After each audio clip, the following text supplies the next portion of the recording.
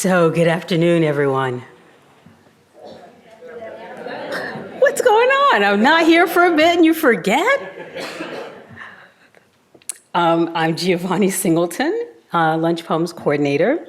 So thank you all for being here today in the lovely Morrison Library.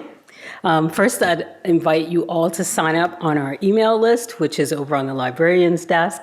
We also have posters outlining this year's complete Lunch Poems program, so be sure to pick one up. We have 2 more events. Also on our website, lunchpoems.berkeley.edu, you can view this reading and all of our past readings on YouTube, where we have our very own channel, okay? So forget Netflix, all of that. Just move on over to Lunch Poems, okay?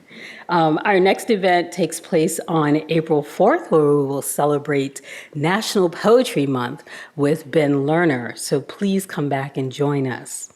And now, welcome Lunch Poems Director Jeffrey G. O'Brien, who will introduce today's distinguished reader. Thank you.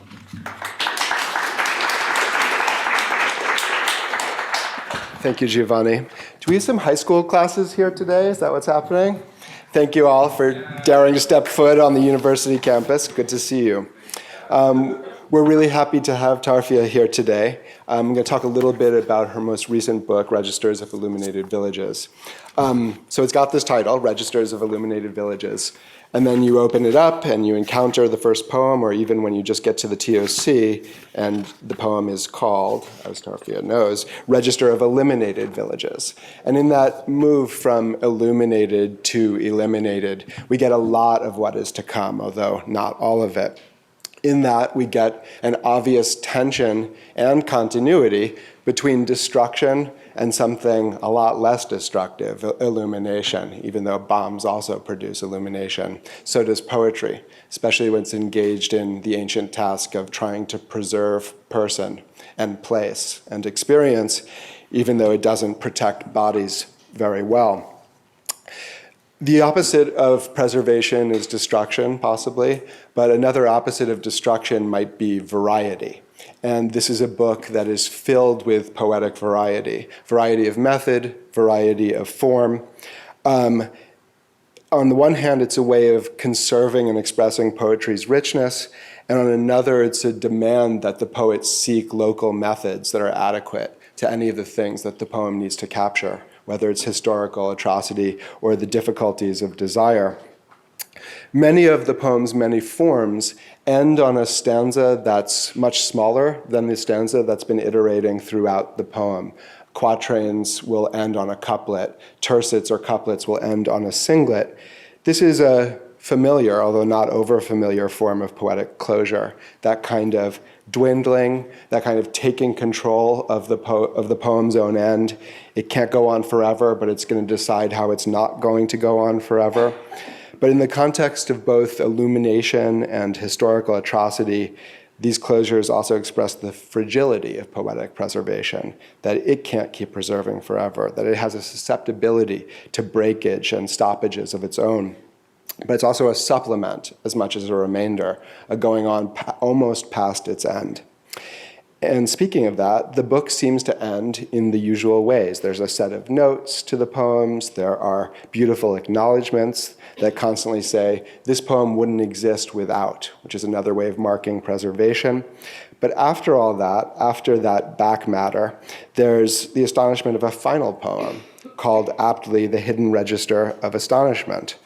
Rather than back matter, poetry is the book's very last words, that going on past an end and surviving into, quote, the helices of tomorrow, a quote from that last poem. The poem and the book's last 2 words are front door, ending on that which can be closed or opened, eliminated in war or illuminated by the gold ink of the poem, and also always a space of invitation. Please join me in welcoming their maker, Tarfia Faizullah.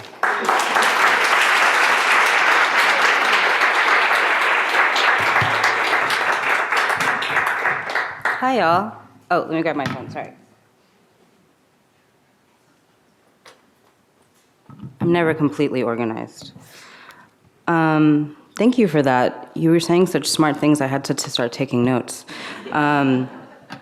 I wanted to start with a new poem, actually, that I hope does what you were saying, preserves person, place, and experience. I teach right now at the School of the Art Institute in Chicago, and the Art Institute is right across the street, so I often go there to take breaks from teaching. And this is a poem that I'm working on that I guess is a little bit part catalog, part, I guess, observation of the movements through a space like a museum. And it's really new, and this is the first time I'm reading it out loud, so we're just gonna see how this goes. It's called An Alien of Extraordinary Ability, which is a title taken from, or it's the name of a person who gets an emergency visa to come to the United States to do something artistic or performative. It's a term coined by the US Immigration Services. This is an alien of extraordinary ability. To walk towards a frame, hoping there is a mirror and not a hole. A gathering of well-accommodated individuals, ewer formed as sprouting bamboo, time spent apart and together.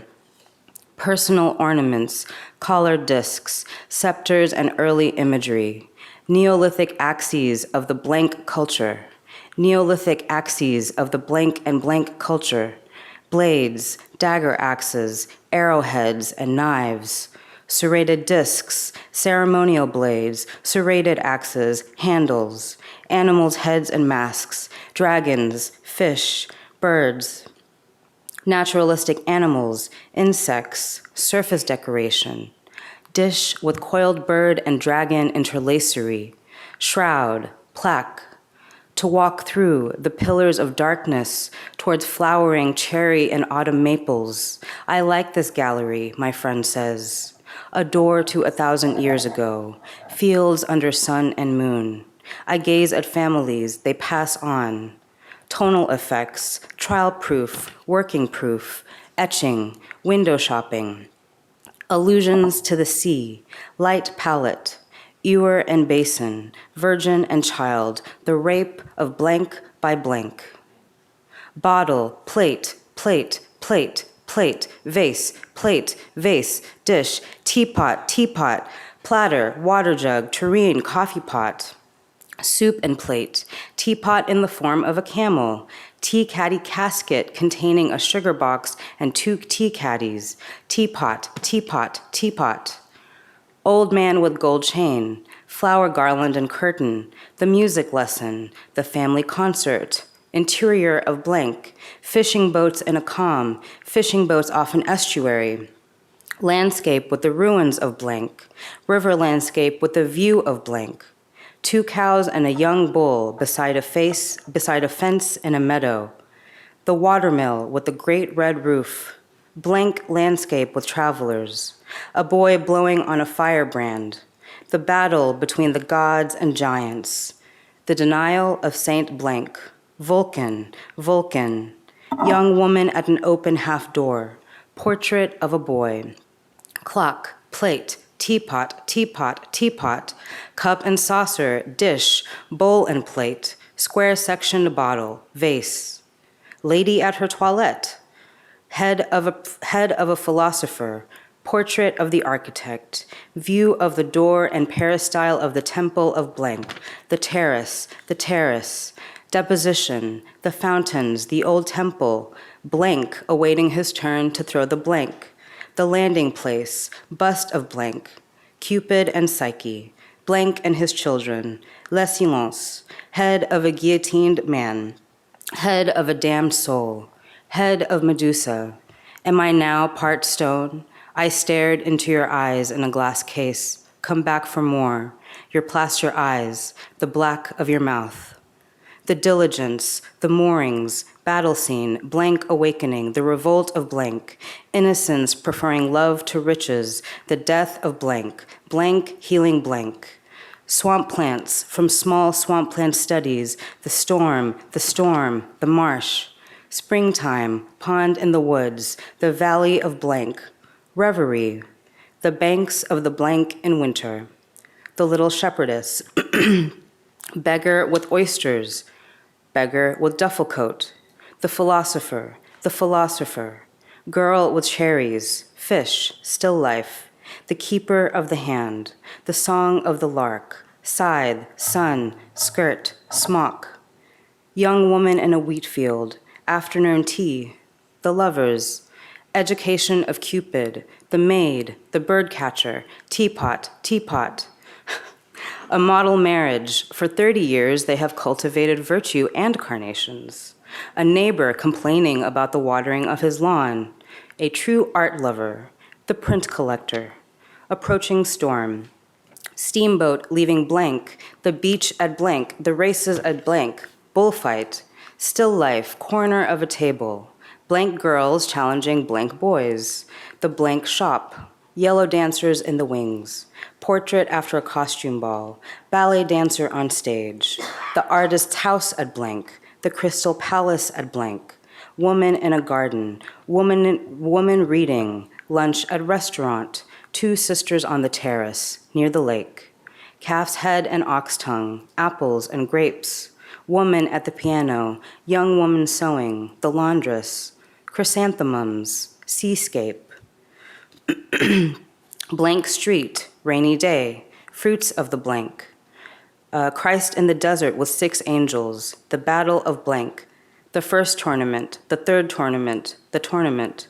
Fragments from Virgin and Child, Virgin and Child, Virgin and Child, Virgin and Child, Virgin and Child, Virgin and Child. The adoration of blank, the dream of blank, Virgin and Child, Madonna and Child, 6 scenes from the life of blank, Virgin and Child with angel, Virgin and Child with the angels, the temptation of blank, Virgin and Child. Cabinet of curiosities, Virgin and Child with 2 angels, blank drawing the Virgin and the blank child, Virgin and Child with the young, Mars, Venus, and Cupid. Side chair, hall chair, mirror, one of a pair of side chairs, looking glass, tall case clock, desk and bookcase, figure, figures, seated figure, cabinet, chair, Virgin and Child, adoration of the blank, head of a bearded man, Virgin and Child enthroned, blank exorcising a woman possessed by a demon, triptych of the Virgin and Child, the death of the Virgin.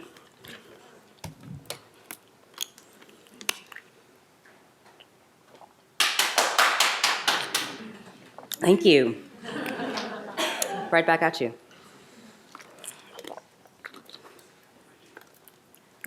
Whoa, that made my mouth dry. Okay. I'm going to read just a few more poems, new stuff. This is a poem called The Names of Flowers. It came from an exercise exchange I was doing with my students where I gave them a writing exercise, but in exchange I had to do a writing exercise too. So I asked them to make me a list of flowers, and so all of the flowers you hear are the ones they listed. The Names of Flowers, and it begins with a quote by Osip Mandelstam. I am gardener, flower too, and not alone in the world's dungeon. With thanks to my students. Sunflowers I bought weekly to vase. Another attempt at home. I did not stay. Passion flower, name of the song I heard for the first time in the backseat of a car, when I did not touch the soft-seeming arm of the pretty person sitting beside, though it's fruit, not flower. I do forgetful sometimes now, but still haven't burned it all in a garbage fire. But I was talking, wasn't I, about flowers. Hydrangea, bouquets of it, I threw convincingly across poems without seeing, smelling, touching a single one. Lilies, whose male and female parts made me ache with color. Through years, I ached with monstrous love for mothers and fathers. Stamen, pistil. Lilies, like us, come in a range of varietals. Calla, garden, origami, stargazer. Hello, gardenia, southern blossom. Your petals in a bottle I sprayed my child's self with. My mother mid-shower. But that's a fake memory, one I wrote to beautify this poem, to avoid recalling years their scent disheartened, redolence rife in trees, in a city made lonely by the end of a long love. Chrysanthemum, name of a drink my ex's family concocted for the holidays, the ones my own family never celebrates. Consists of champagne and pomegranate, or was it cranberry? I remember now an auntie who delighted in its making. Maybe she loved the measuring of distinct parts, only to mix them, except they were called poinsettias, not chrysanthemum. Memories, glass doors, slid open by the names of flowers. Tulip, another flora to populate early poem drafts. And what was that one line? Didn't a tulip kiss the window, drink the light, or some shit? No, something about a tulip's long leaves, being like a kid's forgetful arms. Two left now, dandelion and elderflower, the former, more weed than flower, seeds of which catch wind gusts, miniature miracles, parachutes carried far from home on such adventures. Lastly, elderflower. To be honest, y'all, I got nothing. Except that when I see it as an ingredient on a drink menu, I order. Real talk. How do I know the names of flowers when I am no gardener?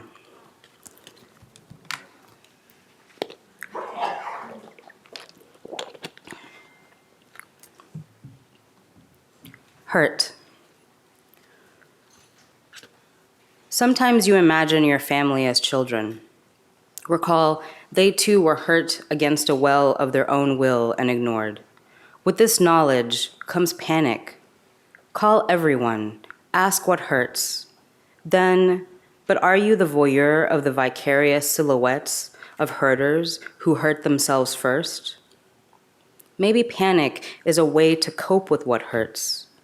I disagree it is arrogant to repeat hurt several times in a row, though of course there are other words. It is not arrogant to fit the belt around the waist until you see finally the cinched form. A faucet will often sputter and grunt like an intruder jostling a triple-locked door. No, ignore. Call your sibling, who breathes a crisp and clear pattern of logic. There is still more to be adored. Most necklines, in fact, are salvageable. Cut the cloth. You'll soon see the dress amid all the excess gauze.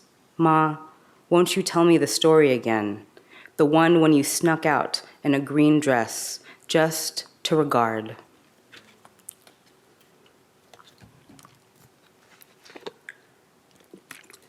I wrote that poem during the polar vortex, which happened recently in the Midwest.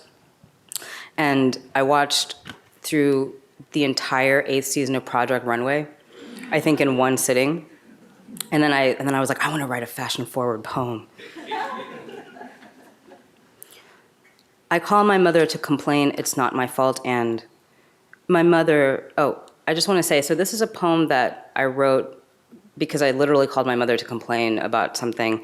And then I wrote down some of what she was saying. Some of it is what she is saying on the phone, and some of it isn't. I call my mother to complain, it's not my fault, and my mouth grows dry with blame and hate. I keep myself on a strict diet, but oh, I ate blame, spat hate into the air, brushed it, my teeth, her hair. Oh, Allah forgive, that when we believe in faith, let us not blame anybody. Let us say it is our fate. Do not dig. When you dig, there is dirt. For us to learn, for us to be a better. Look at you. I thought you had forgotten. Ma, I both listen and tune you out. One day, it'll... Okay. So that's the new stuff. Get organized here. How's everybody doing? Cool. How are we doing on time?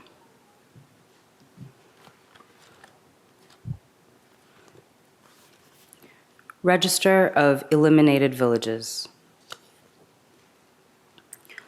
And it begins with a quote from Kanan Mikia on an episode of Frontline. I have a register which lists 397 eliminated villages, Kurdish villages in northern Iraq. The work is called the Register of Eliminated Villages. It's a very decorative, pretty thing. Somewhere in this insomniac night, my life is beginning without me. In northern Iraq, it is high noon. The sun there perched over fields shriven with lilies, the petals of orange poppies red with a light that a gauze of gray sparrows glides through over sheaves of bone too stubborn to burn, all that is left of those razed towns. A mother turns to a father in the cold room they share, offers her hands to his spine. I curl inside her, a silver bangle illuminated by candles' flame. I curl beside you, lay my head close to the vellum of your smooth back, and try again to sleep. Count to 1,000, you suggest.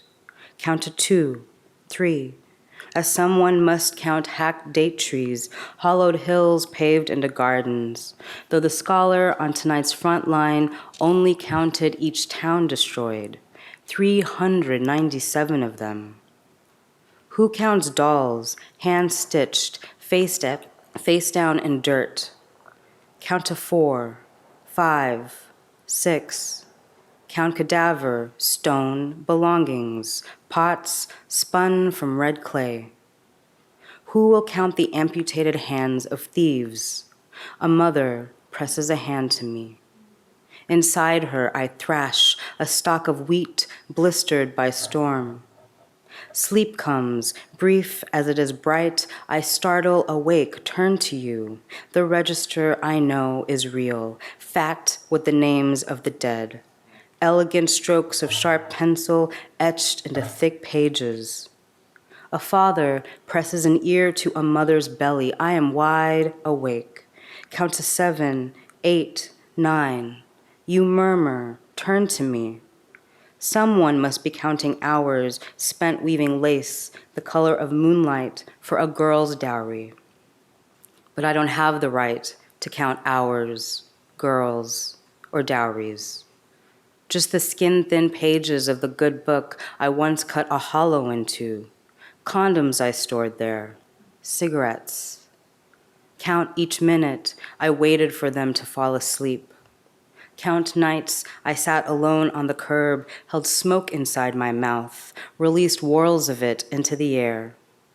A father leaves a mother asleep on her side, the crocus of my fetus nestled inside. I draw over us the thin sheet. A father reaches for the Quran, thumbs through page after illuminated page, runs his finger beneath each line of verse, looks everywhere for the promise of my name.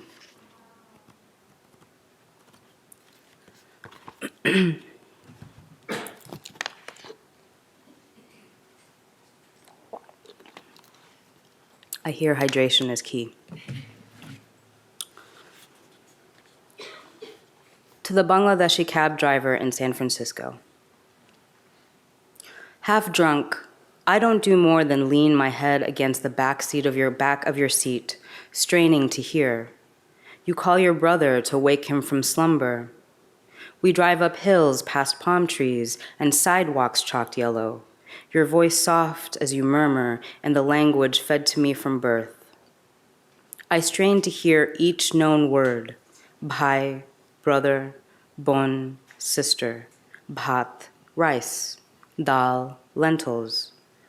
After the nightly fares, do you replace slacks for a lungi, shoes for chappals? Do you close your fingers into the sharp beak of a hungry crow to gather the last bits of bhat and dal? I could open my mouth to you in the register I know we know, but don't or won't. I can't go back to summers spent unfurling in heat beside vendors uncapping bottles of Fanta, just to weave hours striped with palm trees into jute-joyous shacks. Bye. Here it is spring. Drive past these parks of dew-carcassed grass, the smooth and bright limbs heaped carelessly. Drive oceanward. Park at the dock, where used condoms remain half submerged in sand. Cyan water will forgive bottles bullied into shards, such glittering emerald ghosts of revelry or remorse. Swim homeward. There, it's noon. Time enough for the sun to coax out the perfume of a Shapla lily's pink petals, kissed by the lips of a garment worker whose ankle sings with bells as she pedals.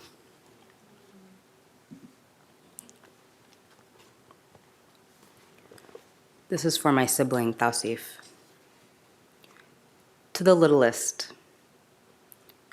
Hey, Choto, heard they promoted you to first commander of the old crew.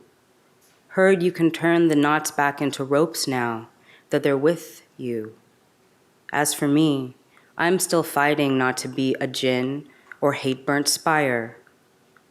I haven't razored my wrists, though, or pilfered the pills to end the endless clang and clamor of oil change, what should we eat, cash register.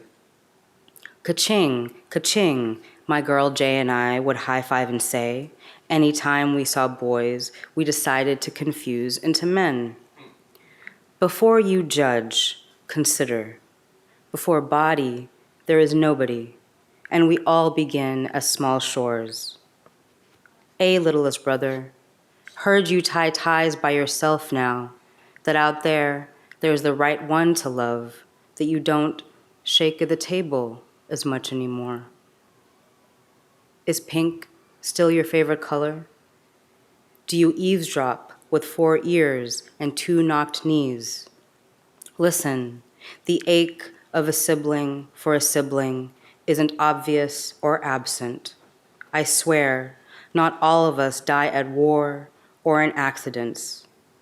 Choto, the books I left are secrets underlined beside a summer-heavy pecan tree. Right past all the censors. I'll grab cheese sticks, high-five you after. Tomorrow, remember?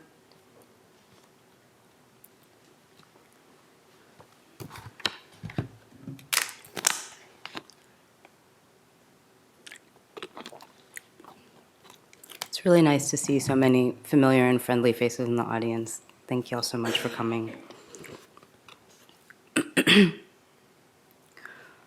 Your own poem. This poem is written lightly and affectionately in the voice of my father. Your own poem. Oh, my daughter, once I was a poor boy folding peppers into my sarong to walk 3 miles to sell. But what can you tell me of sorrow, or of the courage it takes to buy a clock instead of a palm full of rice to go with the goat we can't afford to slaughter? Look at the lines Allah etched on your own palm. You have a big brain and a good heart. Still, you don't use either enough. Once I walked through a war beside my brother, parallel to a gray river. Why do you care about the few damp bills I didn't give to our mother, or the clock I bought to take apart? Well, I left that country with a palm full of seeds I've thrown across this dry, hard Texas. Allah has blessed me with this vine that coils upward. I care so little for what others say. Ask your mother. That nose ring doesn't suit you, by the way. Once you were small enough to cradle. There was a coil in that clock made of metal. Oh, that something so small can matter. No, daughter, I don't need a glass of water. Look, this will grow into matir niche alu. In the spring, you see, its purple leaves will be the size of your own palm. In the village, there is a saying, Duniadari, kochu patar pani. I don't know where the clock is or how much it's worth. There was not enough for kerosene. Why do you always ask what can't be answered? So that saying, Duniadari kochu patar pani, translates, I guess, roughly to the whole universe is water pooled in the leaf of an upturned palm leaf, I guess? Yeah, pooled water in an upturned palm leaf, the whole universe.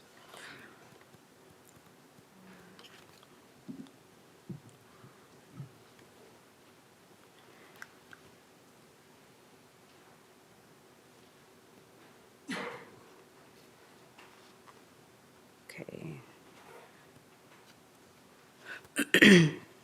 I told the water. I wrote this poem originally for Flint. I told the water, you're right. The poor are broken sidewalks we try to avoid. Told it, the map of you folds into corners small enough to swallow. I told the water, you only exist because of thirst. But beside your sour membrane, we lie face down in dirt. The first time my father threw me into you, I was hieroglyph, a wet braid caught in your throat. I knew then how war was possible, the urge to defy gravity, to disarm another. I knew then we would kill to be your mirror. You black-eyed barnacle, you graveyard of windows. I told the water, last night I walked out onto your ice, wearing only my skin. You couldn't tell me not to. Let's see how I'm doing on time. I'm just going to close with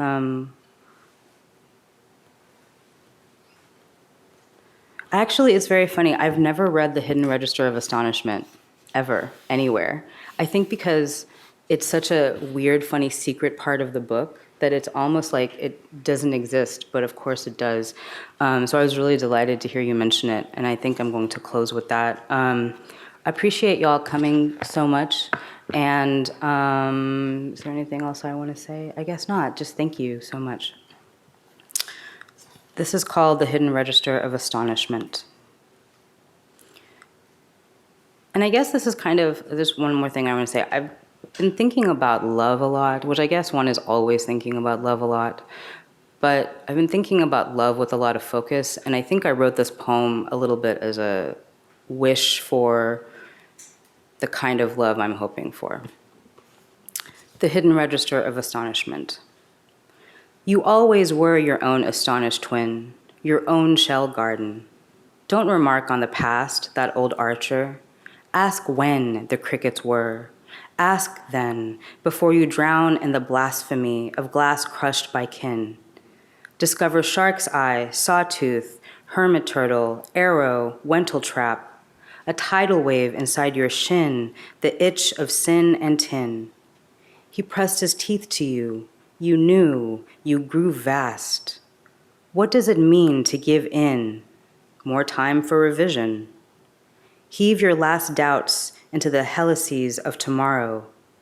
The sound of crickets is a fringed shawl, you swear. Astonish yourself, unattached in front of his mirror. You'll press your teeth to him. He'll know your answer. He's visited your village before. You're almost near the city. Only you can invite them to your front door. Thanks y'all so much.